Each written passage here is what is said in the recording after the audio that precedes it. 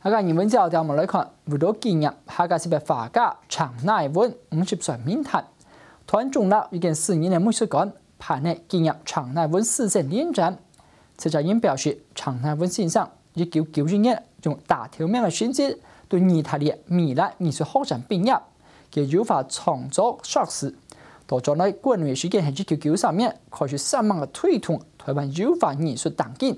本世界各地藝術愛好者了解台灣優化嘅發展，也打好咧台灣優化藝術嘅基礎。我嘅本案之後，係咧詳盡辦法兼創作，對50歲冥誕紀念展當中，我呈現長先生對生命最美嘅關愛和熱情。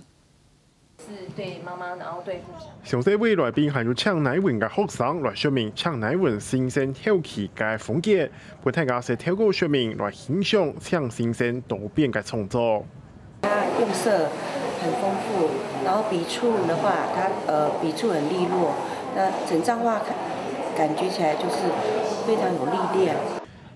長乃文嘅本樣中亞分工，長先生採上仔細全力嘅墨油畫，更加推動油畫藝術。期盼入嚟紀念展嘅美術館人員講，長先生係及時傑出嘅人才，同人生前黃金嘅時節實出動眼睛，但是冇影響到長先生嘅創作能量。一直到09年過身前，還係繼續嘅來創作。今年度係長先生50歲嘅冥誕，希望透過禮拜展覽來對視先生。我準備嘅畫，嘅圖做得非常非常嘅好，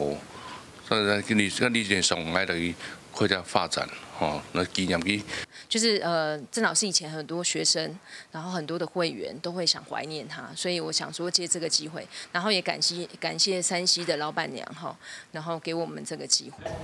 禮拜展出除咗長先生難得嘅自拍相，還有其新冠度嘅各種阿美嘅影像，同出到癌症療後新冠度真驚又真不安嘅情形下創作嘅畫作。